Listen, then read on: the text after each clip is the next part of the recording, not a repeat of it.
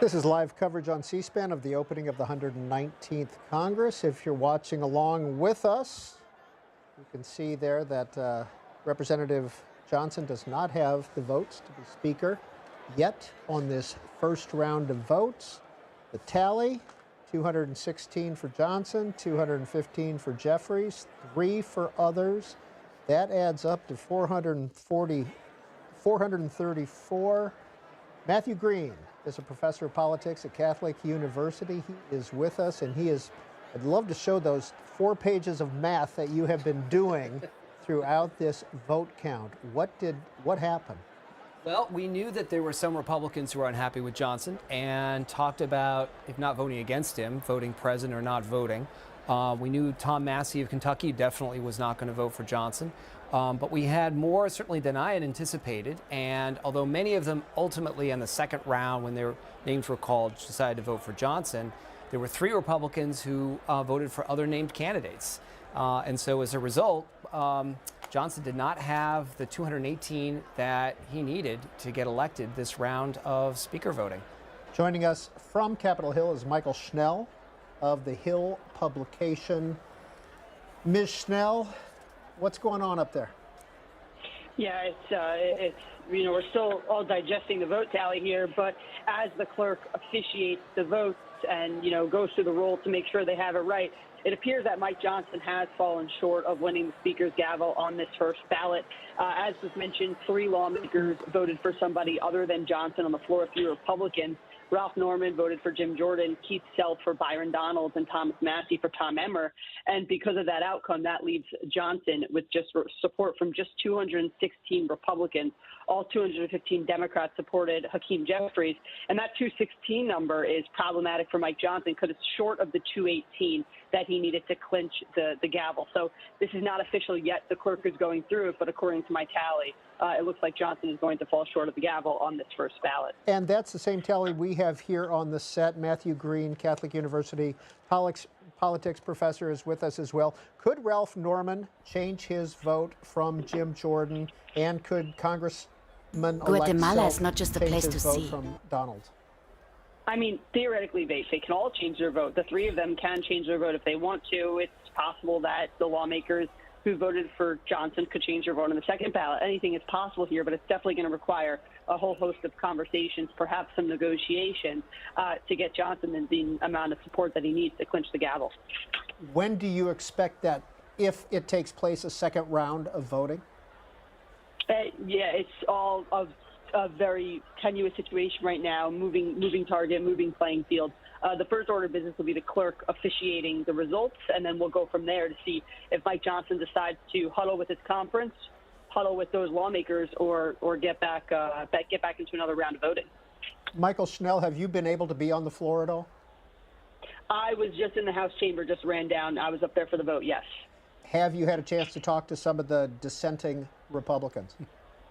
Not yet. Folks have not left the floor yet. Everyone is waiting to see the final tally and then see what Johnson decides to go from there. Michael Schnell of The Hill, thank you for a few minutes and the update. We will be back in touch with you this afternoon. We appreciate it. Thanks so much. Well, Matt Green of Catholic University, could those 2 members, we don't expect Tom Massie to change his vote, but could Ralph Norman and Congressman-elect Self change their votes and to Mike Johnson? Well, that's why it's great that C-SPAN's got these cameras so we can watch Speaker Johnson and his allies trying to have these huddles that you just heard about, these negotiations. And we can see him now sort of walking up the aisle here of the House chamber. I'm sure he's having these conversations, his allies are, whether they can be moved now or not. It may very well be that they're not going to change their votes for this round, but perhaps they would for a second round. But again, as you heard, the question is whether they would do that right away or if they want to hold out their votes for something they can get in exchange for those votes from the Speaker. So he just left the floor. Speaker Johnson just left the floor. By the way, who is controlling the proceedings today? Because there is no Speaker-elect. Right. So it's the clerk. There is no Congress right now. Well, the Congress has started, but the clerk, the acting clerk, the person who opened the proceedings today, is technically the person who is running the House until a speaker is chosen. Because there are no members sworn in at this point. Right. They're members-elect at this point. They haven't been sworn in, but more importantly, we don't have a speaker. And so until that happens, the highest-ranking officer of the House, who is the clerk, is in charge. Now, you were doing a lot of math. Do you mind holding up those sheets? I just want people to see what was going on during the vote count, because we had lots. Here, why don't you give them to me, and I'm going to just show these underneath my camera here, just to give you a sense of what kind of math was going on while this was happening. And you can see here all sorts of math as more members changed or didn't change or didn't vote, et cetera, et cetera. 6 people held out. Or 6 Republicans held out, or 7, and all ended up voting for Mike Johnson. What's the strategy there? Right. So 7 just did not respond when their name was called. They chose not to vote. And there were, a couple possibilities here. One, as this was happening, was that they just didn't want to vote for Johnson, but didn't want to vote for anybody else. And they didn't care if that meant that Johnson would get to be Speaker or not. The other possibility was that they were doing it to make a point, to say that you need our votes to get elected Speaker. We will eventually vote for you, but by doing this, we're making you sweat a little bit and show that we matter and you need to listen to us as this 119th Congress proceeds. As it turned out, they all did end up voting for Johnson. But it wasn't enough because you had these 3 who voted for other candidates and did not change Massey, their votes. Norman, and Self. Mm-hmm. That's right. Okay. And at this point, what do you expect to happen next? Well, this is where the process of negotiation comes in, just as we saw 2 years ago when Kevin McCarthy was unable to get an absolute majority when he was running for Speaker in January of 2023. The question is whether those negotiations, as we heard earlier, those discussions are happening now, or whether or not, or if they're going to happen at a later point. And it kind of depends on the politics of the moment, what these members, what they want, why they voted the way they did, whether they're open to negotiation, and if so, what it is they want in exchange for those votes. Matthew Green, often people are promised the first round. I will support you on the first round. Does that mean that some of the questionable votes, people who were maybe not in total support of Mike Johnson to be Speaker, could change their vote on the second round? And further muddle this process? That is certainly possible. Johnson and his team hopefully were doing the things that a strong leader does when they have a good whip operation, which is they look and see what kind of commitment they're getting. And if it's someone saying, I will vote for you, period, that means something else than I'll vote for you the first time. And if there are folks who said, I'll vote for you the first time, they need to also be talking to them, as well as the folks, the 3 who wouldn't vote for Johnson in the first ballot. It's ironic, maybe, that the 3 other votes, Tom Emmer, Jim Jordan, and Byron Donalds, all supported Speaker Johnson. Mm-hmm. That's happened before. And it's also interesting that they either are in leadership or in leadership positions as well, as opposed to, outsider, first-time members kind of thing. But, whoever they choose in some ways is irrelevant, because the point is they didn't choose not to vote or vote present. They chose to vote for another candidate, which changed the math. And in this case, made it so Johnson, as of right now, does not have the votes to be Speaker. When Pete Aguilar nominated Hakeem Jeffries, he said, from the party that governs. Mm-hmm. And you kind of laughed. What was that? Well, one way of thinking about the way that any legislative body works, including the House, is what is the majority? And you can look at the majority in terms of just party affiliation and say, in this case, well, Republicans have more seats, so they're the majority. But there's other kinds of majorities as well. So one kind of majority is a procedural majority, which is, do you have the ability to control the agenda, to decide what comes to the floor? Another is a policy agenda. Do you have a majority to pass the things that you want? And I think what he was referring to was what we saw quite a bit in the previous Congress, which is even though Republicans had a numerical majority, they had more Republicans than Democrats who were in the House, there weren't enough willing to vote with the party on some key issues involving the agenda or involving legislation, and they would often have to turn to Democrats to get the votes they needed. So I think what he's saying there is, look, you may have more people, there are more people on your side than our side, but you have more people willing to defect. And so you're going to have to come to us when it comes to things that really, really matter. All right, we were just seeing Steve Scalise, the majority leader, and Tom Emmer is the majority whip, correct? The Republican whip. The whip has confirmed that there will be another vote. So, and Speaker Johnson has left the floor, and let's watch the floor for a few seconds and let's see what's going on.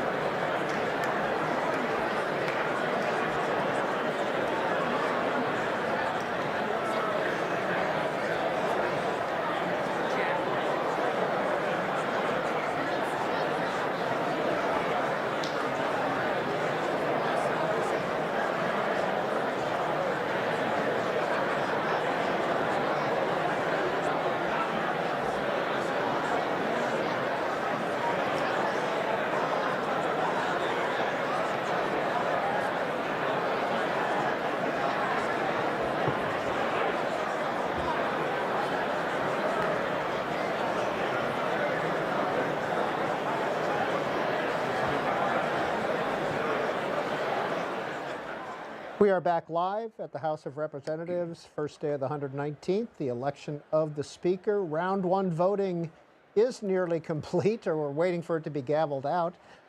Tom Massie, Marjorie Taylor Greene, Professor Matthew Greene is here on the set with us. Professor Greene, what do you see in that picture? That's a great shot of two members of the House Republican Conference who have a tradition of causing trouble and pushing back against party leaders from time to time. In this case, one of them did vote for Mike Johnson for Speaker, but the other did not. And is Tom Massie, is there any lobbying that can be done, in your view, to Tom Massie to get him? You know, this is something that's going on the floor, and I can't speak for Massie, but I will say he has a tradition of being a sort of a lone gun, if you will, and doing his own thing. And he has said early and often he would not vote for Johnson, which certainly suggests that he is not open to persuasion. But, you know, who knows? The fact that this is happening after the last Speaker election, Kevin McCarthy, 15 rounds or so before he got elected. Yep. I can't think of a time in the history of the House of Representatives where we've had 2 consecutive Congresses where on the opening day or the first opportunity to vote for Speaker, no one wins the first ballot. I can't think of, it may be the first time in the history of the House that this has happened. And I think that speaks to the nature of congressional politics these days, that we have strong partisanship, right, which we always have for the Speaker races, but certainly people are not going to defect very often on big votes. But you also have division. You have division, especially within the Republican Party. And in fact, really since 2011, with one exception, we have had every vote for Speaker has had at least one defector from one or both of the parties. The only exception to that was the election for Johnson in the fall of 2023. So in some ways we're returning to form, but the fact that they couldn't even reach a majority, the majority party's candidate couldn't reach a majority on the first ballot on the first day of the opening house, and for 2 consecutive Congresses is really remarkable. If you were a Democrat on the floor right now, how would you be feeling? Well, Democrats would obviously prefer to be in the majority than the minority, but given that, I think they are thinking this is, again, just as Congressman Aguilar said, a sign that there's going to be a lot of opportunities for them to have influence because the majority party is going to have trouble governing. Let's return to the House floor.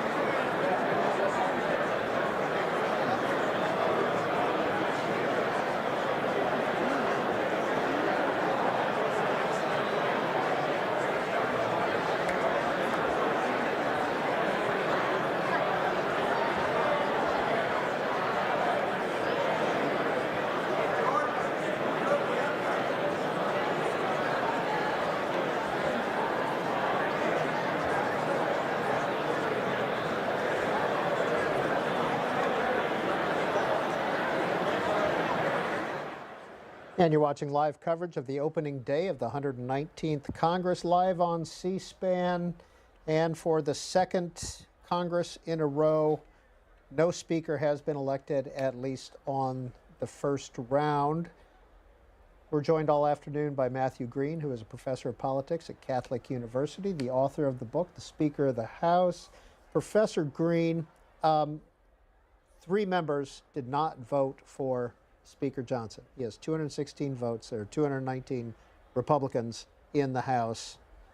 We talked about Tom Massey voting for Tom Emmer, Ralph Norman, Jim Jordan, Keith Self, Byron Donalds. This vote has not been called yet, though. Could they change their mind? Right. Well, I mean, I suppose that could be part of the conversation that's happening in the cloakroom or somewhere in the Capitol, that maybe get them to change their votes. But it seems more likely to me that they would just have a second round of voting, and in some ways, it's not really much of a difference either way, right? Either they call this and say you didn't get chosen on the first ballot, but if they can persuade them to vote differently on the second ballot, he'll still be speaker, and eventually people may even forget about this. But right at this moment, though, there's certainly a lot of pressure, I am sure, on those 3 members to change their votes, because without a speaker, it's very difficult for the majority party to do much of anything. And this vote, this first vote, has not been called yet, correct? As far as I can see, that's right. It has not been called. What yet. does that mean? What's the significance of that? It's hard to say. I don't really know what's happening at this point. Could just be that they're triple checking their numbers. It could be that there is some expectation that someone will change their vote. These 2 of these 3 will change their vote.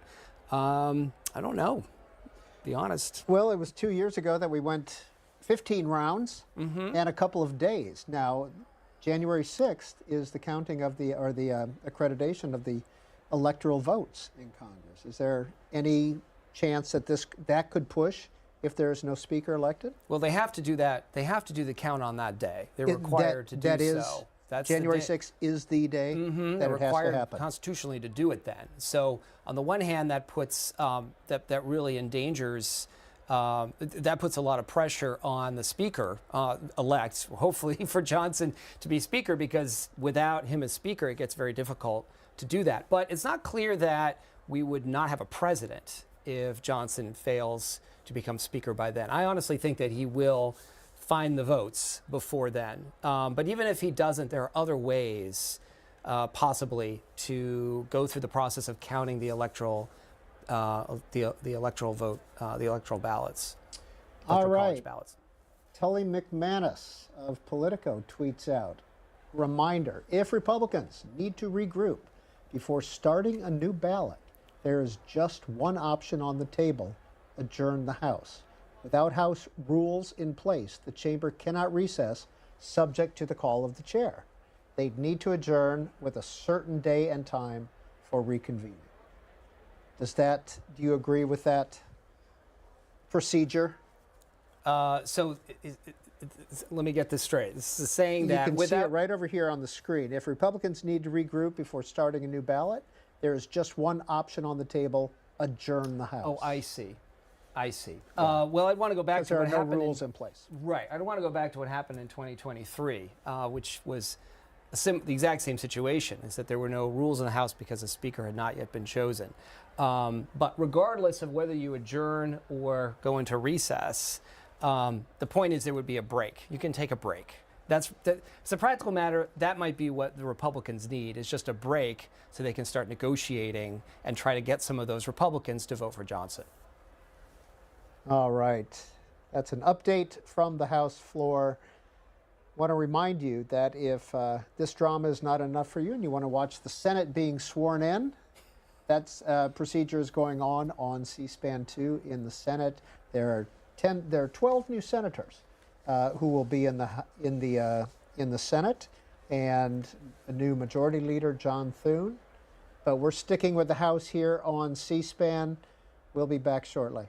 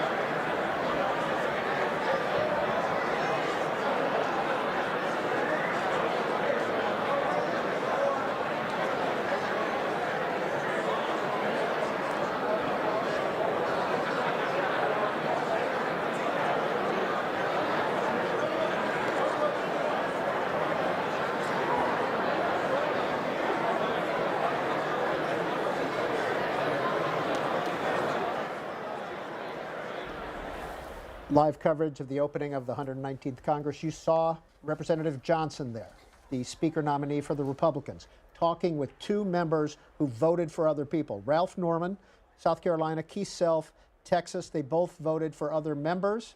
They're gathered there in the corner. Matt Green, Catholic University professor, what does this mean? These are the conversations that have to happen for Johnson to get the votes he needs. He needs these two votes to win, doesn't he? Right. Assuming he can't get Massey, he needs those two. He's not going to get Massey. I think we can probably call that off the table. It seems extremely unlikely, yes. There he goes with Keith Self and Ralph Norman, the three of them, right? There they go. Okay. That's Ralph Norman in the lead, who was not expected to not vote for Mike Johnson. And Keith Self was kind of a bit of a surprise, too, wasn't he? He wasn't on our list of to watches. They're leaving the floor. With the speaker, right? Yep. There they go. All right. And again, to remind viewers, the gavel has not come down on the first vote. So it is still open. These two could change their mind, and he needs both of their votes. The vote count is currently 216 for Mike Johnson, 215 for Hakeem Jeffries, 3 for others. Tom Massey, Ralph Norman, Keith Self, all voted for another individual, and Mike Johnson needs 2 of 3 of those to be elected Speaker on the first vote. Am I correct in my believe math? That's correct. He needs 218. And he's at 216. Right. If those 3 who voted for someone else will vote for a named candidate in the next round, then it's still 218, so he'll need 2 of those 3. And we just saw the 3 gentlemen, Ralph Norman, Keith Self, and Mike Johnson, walk off the floor. Mm-hmm. So those conversations are happening. There's negotiations going on. Would love to be in that room. Well, I'll tell you, the reason we have are able to get some of these shots that we're getting is because C-SPAN cameras are on the floor. The Speaker is allowed C-SPAN cameras to be at the opening of the Congress. Usually we do not control the cameras. They're controlled by the House of Representatives. But today we have that option. There's Tom Massey and Marjorie Taylor Greene chatting on the floor as well. Tom Massey, is there any chance that he would change his vote? I see he is not part of the group of 3 that went off the floor. Well, I suppose that's pretty telling. He's not in the conversation. So it doesn't bode well for him changing his vote. Again, anything is possible, but it seems, again, based on what he said publicly for quite some time, he is a hard no on Speaker Johnson. Thanks for sticking with us. We're going to be here and throughout this vote and potentially into the next one. And at the end of all this, we hope to hear from you and get your views on the opening day of the 119th Congress. Live coverage on C-SPAN.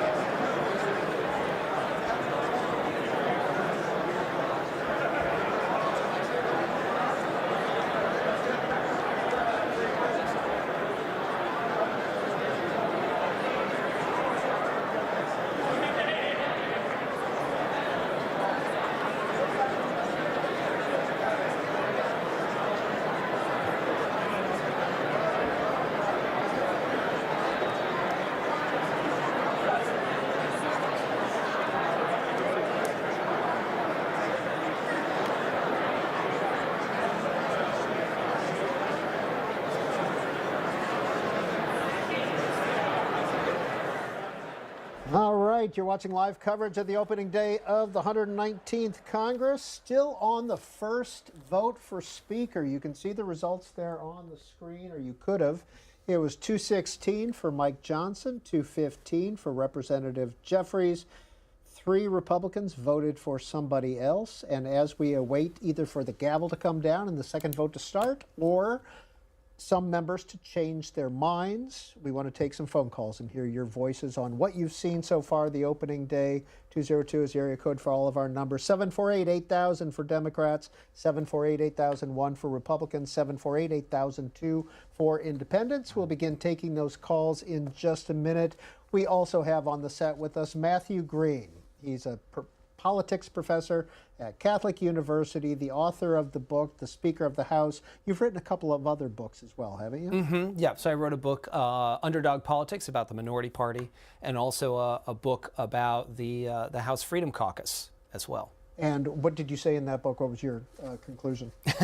Well, there's a lot of things I say about them, but if I had to summarize it, I'd say that it explains why members would be willing to join forces and challenge their own party leaders. And it's a combination of factors. But the main thing is that even if they don't win votes, they gain other things, political wins or even sometimes policy wins by doing that. All right, so we're at 216, 215.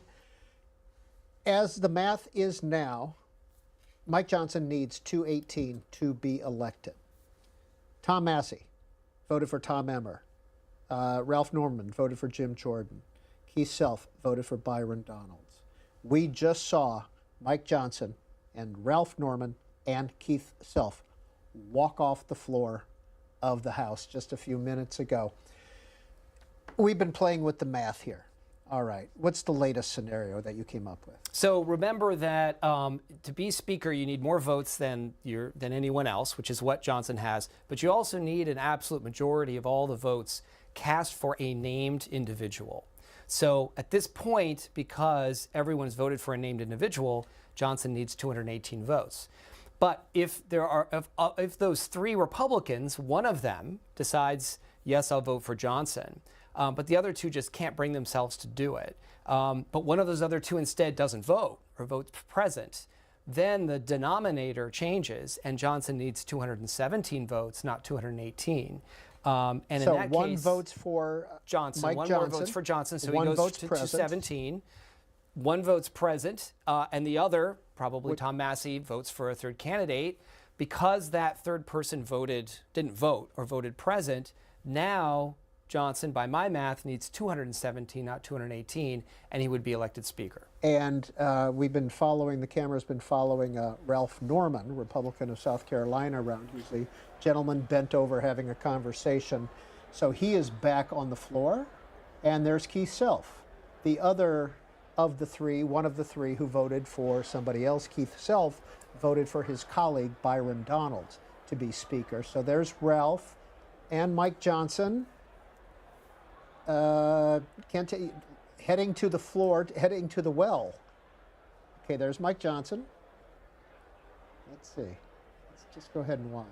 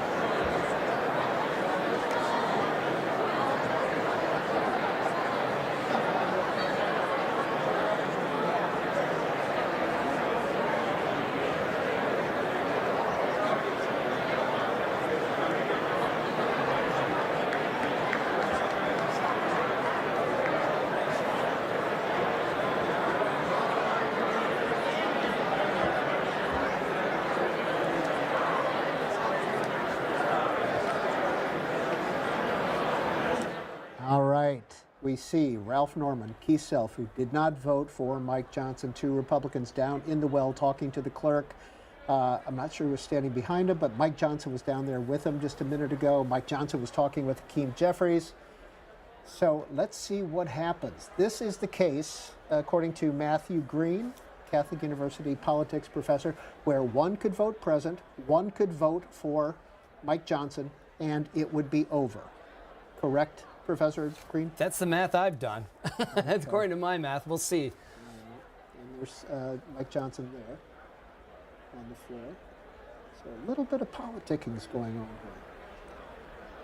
I think he's trying to shut this down on one vote because the first vote still has not been called. Correct. That's right.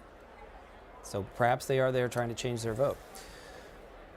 And we left Ralph Norman and Keith Self down in the well. Don't know if they're still talking to the clerk or not. I presume they are. Did not see Tom Massey as part of this conversation. As he has said, he is a hard no. There's Ralph Norman again, South Carolina. Keith Self, the gentleman. The House will be in order.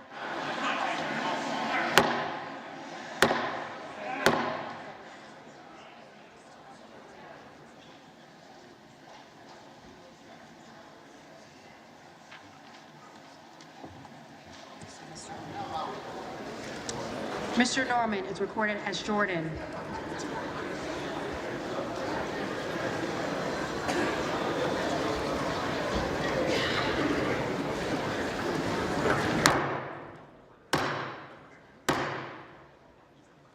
House will be in order.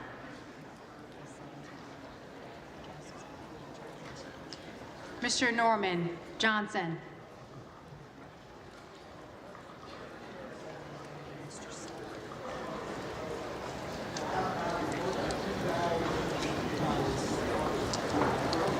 Mr. Self is recorded as Donalds. Mr. Self, Johnson.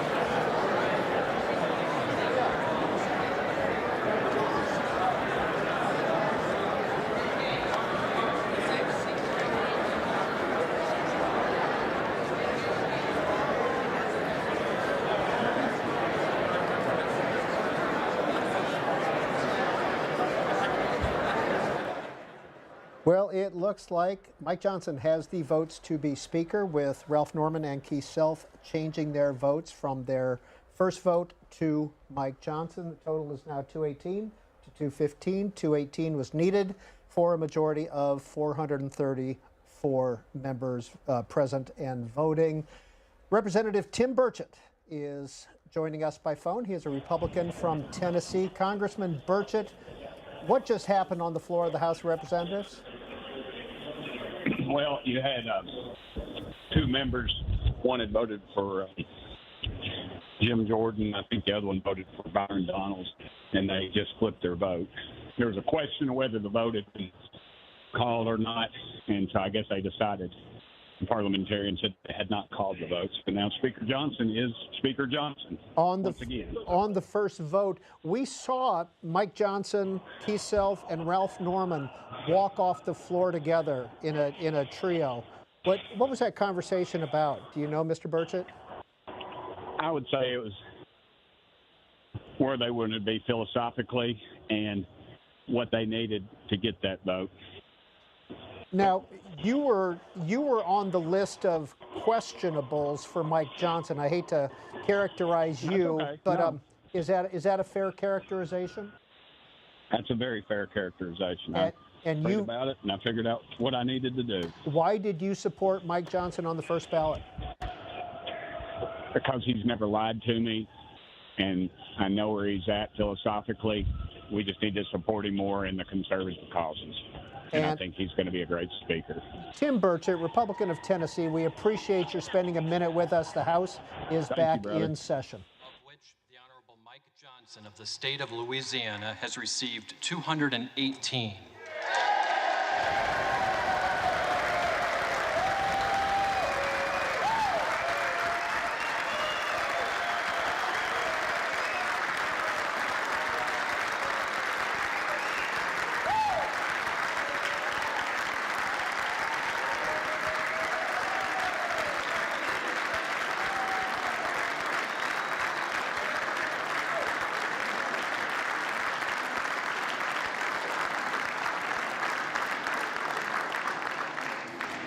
The Honorable Hakeem Jeffries of the state of New York has received 215.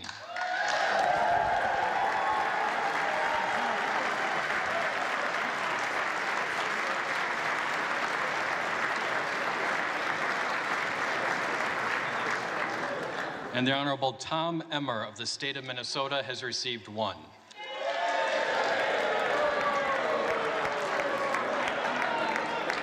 Therefore, the Honorable Mike Johnson of the state of Louisiana, having received a majority of the votes cast, is duly elected Speaker of the House of Representatives for the 119th Congress.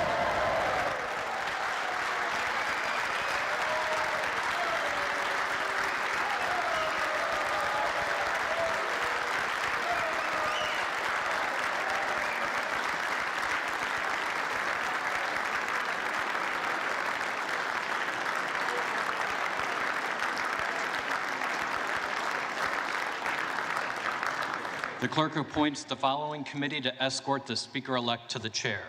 The gentleman from Louisiana, Mr. Scalise. The gentleman from New York, Mr. Jeffries. The gentleman from Minnesota, Mr. Emmer. The gentlewoman from Massachusetts, Ms. Clark. The gentlewoman from Michigan, Mrs. McClain. The gentleman from California, Mr. Aguilar. The gentleman from North Carolina, Mr. Hudson. The gentleman from California, Mr. Liu. The gentleman from Oklahoma, Mr. Hearn. The gentleman from Colorado, Mr. Neguse. The gentleman from Utah, Mr. Moore.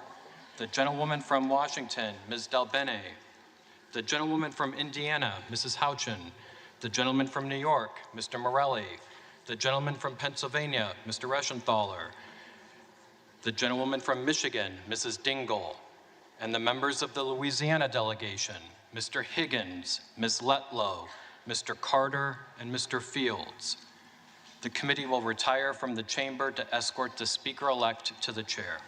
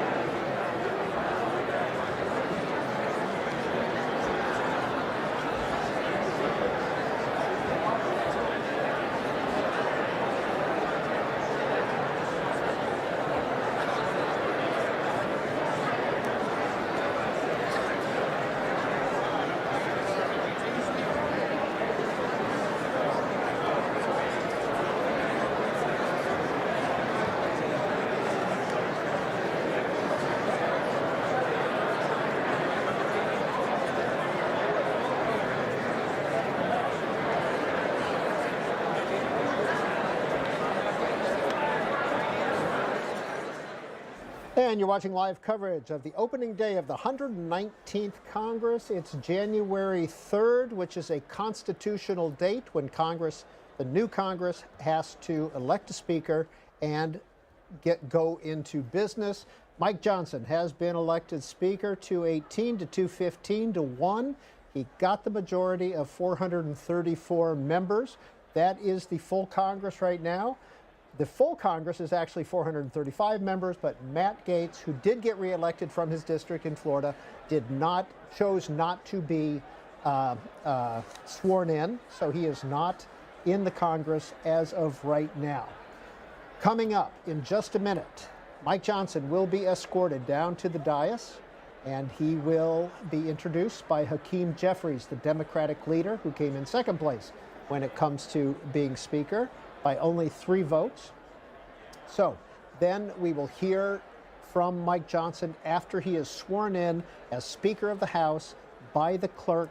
Mike Johnson will make a speech. He will swear in all the members-elect. There is technically no member of Congress right now until the Speaker gets sworn in, and he can swear in all 434 other members. 219 Republicans, 215 Democrats. That's what's going to be happening this afternoon. The drama or the process of electing a speaker has concluded on one vote. It did take about 2 hours.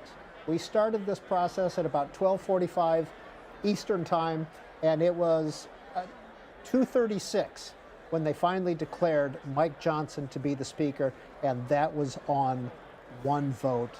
Matt Green is with Catholic University, a politics professor. Professor Green, what's your assessment of what's happened so far this afternoon? Certainly it hasn't been as wild and drawn out as the last effort to elect a speaker after a new Congress in 2023.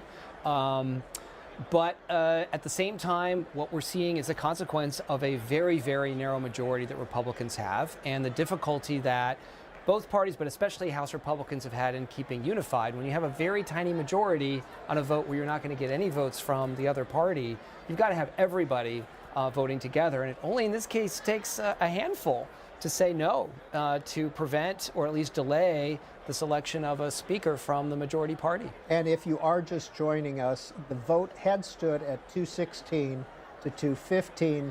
418 was needed. 3 members voted for other people. Tom Massie, who promised that he was not going to vote for Mike Johnson all along, so he was already taken out of the equation, but he voted for the majority whip, Tom Emmer. Then Ralph Norman, Republican of South Carolina, voted for Republican Jim Jordan, and Keith Self voted for Republican Byron Donalds.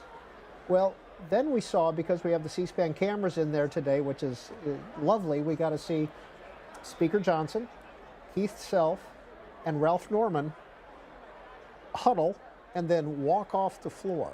Mm-hmm. What do you think happened there? Well, we had heard from a congressman about what he thought happened. Tim Burchett. Yep, and so I think what Burchett said makes sense, which is that there was a conversation about what it is they need, what is it they want. And it could be anything from just a general promise to be a certain kind of speaker to something very specific. It can be bringing a bill to the floor. It could even be committee assignments. Who knows? I think we'll probably find out in the days ahead what that conversation was and what promises, if any, were made by Johnson. But Ralph Norman and Keith Self had to walk down to the well, didn't they, to change their votes publicly? Right, and that's a very important point, because we also had, I think, 7 Republicans choose not to vote at all. When their name first came up, which meant they would be called again. And so when their names were called again, they then said, I'll vote for Speaker Johnson. But because those 3 had voted, well, 2 of the 3, Massie never changed his vote, but the other 2 voted for a named candidate, they needed to go to the well and ask the clerk to change their vote, which is in some ways just a routine process. But if you watching on C-SPAN, they had to walk down, the clerk had to say what their names were, how they originally voted, how they were going to change their vote. So it takes a bit more of an effort, and that's why Johnson had to go to the back room and have a conversation with them. I remember, and maybe you are too young to remember this, but it was in '94, I believe it was. Bill Clinton was president, Marjorie Margolis Mizvinsky cast a vote on a budget tax bill. And she was basically sent down. They left, the Democrats were in control. They left the floor open, and she had to walk down to change her vote, and did not win re-election after she changed her vote in support of this tax bill. So it's a very public way to cast a vote, isn't it? It is a public way, yeah. So that was that 1993 budget vote, and when she voted for the bill as a whole, after waiting a long time as a holdout, the Republicans basically chanted, bye-bye. You're leaving after the next election. You do remember that. Right. So these two Republicans who switched their vote, they may have made their party in the House happy, the conference happy, but if they have constituents who didn't want them to vote for Johnson, they're going to have to explain why they chose to go to the well and actually change their vote.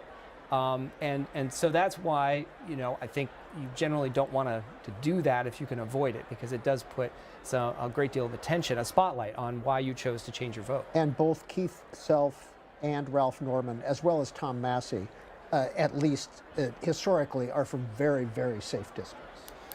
Yes, but the politics that we have now, safe means safe from the other party, but not necessarily safe in a primary election. So that is where you still have to worry as an incumbent that you could lose re-election. Who was the longest serving speaker? Do you know offhand? The longest serving speaker was Sam Rayburn, who first became speaker in 1941 and then served off and on until his death in 1961. Democrat, Texas. Democrat from Texas. What was his special power? What was his ability? Well, he had a lot of special powers, but he was a very good fit for the nature of the House and the Democratic caucus at the time. He was very good at negotiating. He was very good at sort of balancing the different wings of his party. He had a northern liberal wing and a southern conservative wing. Part of that was discussions and conversation. Part of it was making sure that the southern wing had sufficient influence in terms of sitting on committees and being chairs of committees. It also meant keeping certain things off the House floor that would divide his party, particularly civil rights, until, not in his entire speakership, but for much of his speakership, trying to avoid the kind of public fights that would divide the party and give the minority Republicans leverage. There was a speaker in the 1920s who was married to Alice Roosevelt Longworth. Mm-hmm. Joseph Longworth. Mm-hmm. Buildings were named after him, right? Nicholas Longworth. Nicholas Longworth, right. Yes. Was he an impactful speaker? He was. He didn't serve as long as folks like Rayburn, or I should mention also Pelosi, also served as speaker for quite a long time. But in terms of his ability to govern the House, he was fairly adept at it. He also, interestingly, was part of negotiations for a protracted battle for speaker in the 1920s. Not his race for speaker, but for, I believe it was Gillette was the Republican nominee, and there were a progressive bloc in the Republican conference who didn't want to vote for him. So he was part of the negotiations to try to get them successfully to vote for the Republican nominee. Well, there are 3 House buildings on the other side of the Capitol. We've talked about Mr. Rayburn. He has a building named after him, Mr. Longworth, and then Mr. Cannon. We'll find out about Mr. Cannon a little bit later.